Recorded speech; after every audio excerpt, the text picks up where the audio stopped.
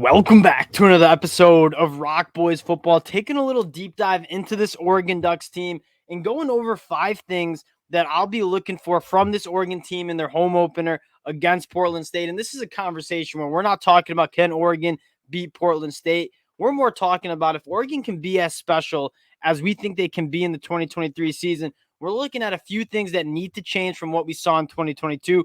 Going to be going over those now.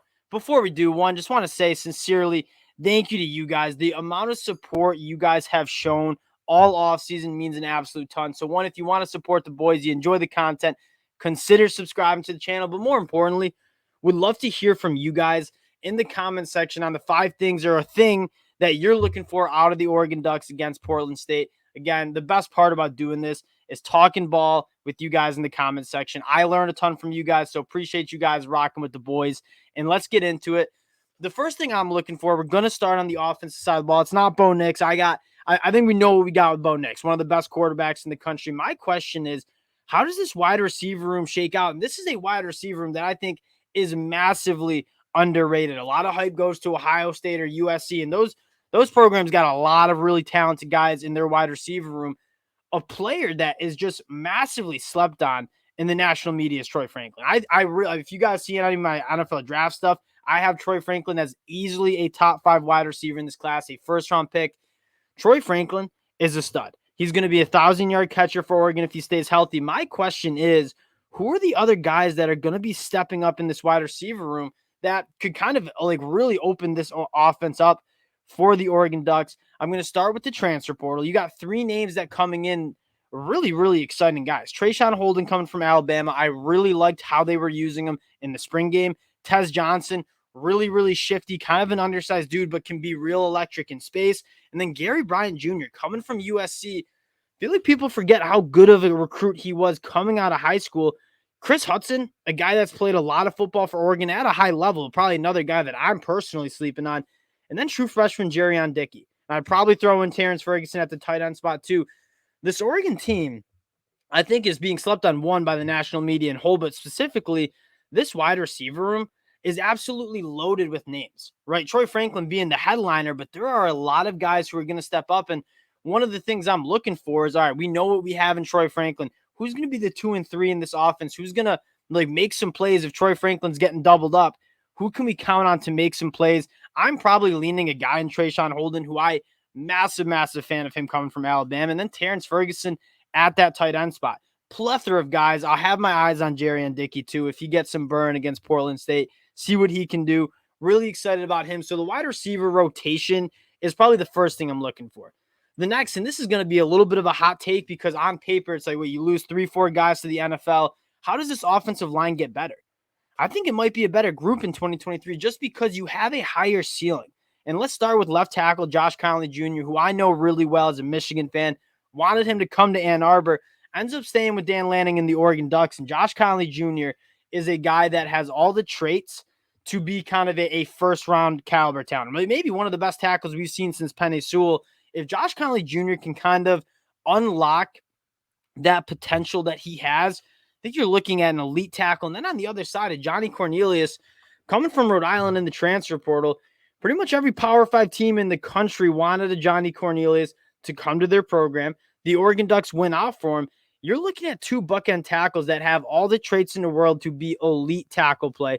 And then you look on the inside, and it's just a bunch of guys that have played a lot of football and you trust a lot. And that's a really good recipe. Elite tackle play on the outside and really reliable, experienced dudes on the inside. Guy like Junior Angelau coming over from Texas. I know it's a hot take, but I think this offensive line could be better in 2023. And you talk about giving Bo Nix protection. You talk about getting a run game going. This could be a massive storyline.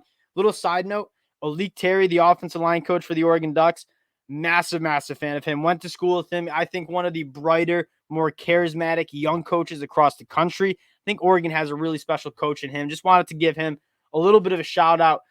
Now, my next 3 questions are not questions, but things I'm looking for are on the defensive side of the ball. And that is probably, like you talk about Oregon making that step to be a college football playoff team, to go win a Pac-12. I think you got to see some improvement from that defense. And I'm starting with the pass rush. And you guys, the Oregon fans, gave me some incredible insight in terms of you take a look at the numbers, and I watched pretty much every single Oregon game, but I didn't watch them all back again. And so I look at the numbers and I'm saying, oh, this secondary kind of got picked apart a little bit. And we were critical on him earlier this summer. And some of you guys said, hey, go take a look back at the film. Take a look at that pass rush. A lot of the issues that Oregon had giving up the passing game was because of a lack of a pass rush. I go back, check it out. Absolutely right. I mean, this pass rush just wasn't what you wanted it, especially with a guy like Dan Lanning as your head coach. Now, I'm really optimistic about this defense as a whole. You've seen defensive-minded head coaches come in year one, not really have the personnel, not really have the player development there, and they struggle. Kirby Smart is a perfect example of someone who struggled first year as a head coach. I think Dan Lanning probably takes that step in year two, and there are a lot of guys that I'm really excited about in terms of stepping up as a pass rusher, and we got to start with the transfer 5-star, Jordan Burch, coming over from South Carolina. You talk about another first-round potential dude in terms of traits. I mean, Jordan Burch has all of those traits and some. And if Dan Lanning can kind of work that magic that he worked at Georgia in terms of developing some of these guys like a Jordan Burch, you're looking at an all Pac-12 potential All-American player in Jordan Burch. Going to Brandon Dorlus, another heavy-handed, like the Dan Lanning kind of edge rusher. Heavy hands, blowing up pockets. Brandon Dorlus and Jordan Burch have the potential to be a really good pass rushing duo. And then Mateo Yu. I mean, this is a really deep, a lot of names that could step up, but those three I'm looking for to be alpha dogs in terms of getting some pressure on the quarterback, maybe covering up for a secondary. Where we're going next, right? The secondary, there are so many new faces in this secondary, a lot of experience and a lot of depth in this room. And I'm not even out on some guys like Dante Manning, who I think can play at a high level, but I'm taking a look at some of these new faces, and all of a sudden in this secondary, we got a great combination of young talent and experienced guys coming in the transfer portal. That's a really good combination in the secondary. How does this room shake out? Starting with Kyrie Jackson, I think he could be an all Pac-12 performer. Really, really high on what he could do at Alabama. Just really couldn't find the field behind some NFL draft pick caliber dudes. Coming over to Oregon, and you take a look at Kyrie Jackson, you see him in the spring game, you just see him in pads. He looks like a first-round caliber cornerback, like what you want in a cornerback: length, long speed. Really excited about what Kyrie Jackson can do. And then in the safety room, a lot of experience, right? Tasheem Johnson and Evan Williams. Evan Williams, you'll be hard-pressed to find a safety that has more experience in production than Evan Williams coming in the transfer portal. And then shout out Cole Martin, the son of the defensive backs coach, apparently making some real noise in fall camp. I'll have my eyes on Cole Martin, too, as potential new face to really bring the secondary home. And I like a lot of names in this room, and if they can kind of take that step, you're looking at kind of a complete Oregon defense. And the last part we're going to is the linebacker play. And again, if I got up here 12 months ago and I said, all right, we're going into the season, Oregon might have some of the best linebacker play in the country. And I just think they underperformed. And Justin Flo is a guy that all the traits in the world just didn't really know how to play the linebacker position, quite frankly. A slow processor, didn't really see the field that well. I wish him the best at Arizona.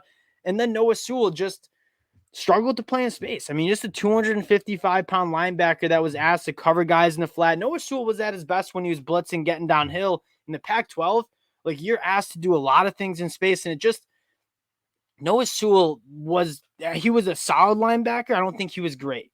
And so what does Dan Lanning do is he goes out and he's like, we got to get more athletic at this linebacker position. What part of that was putting Jamal Hill, who was a safety, kick him down to linebacker. Really excited about what Jamal Hill can do in terms of speed, the ability to play in space. Jeffrey Bossa, you saw a lot of him, thought he was really good. And then Justin Jacobs, another one. We talked Jordan Burch, we talked Kyrie Jackson. You talk about making these guys in a laboratory. Justin Jacobs, coming over from Iowa, struggled with injuries last year. Dan Lanning worked some serious magic with the linebacker room at Georgia.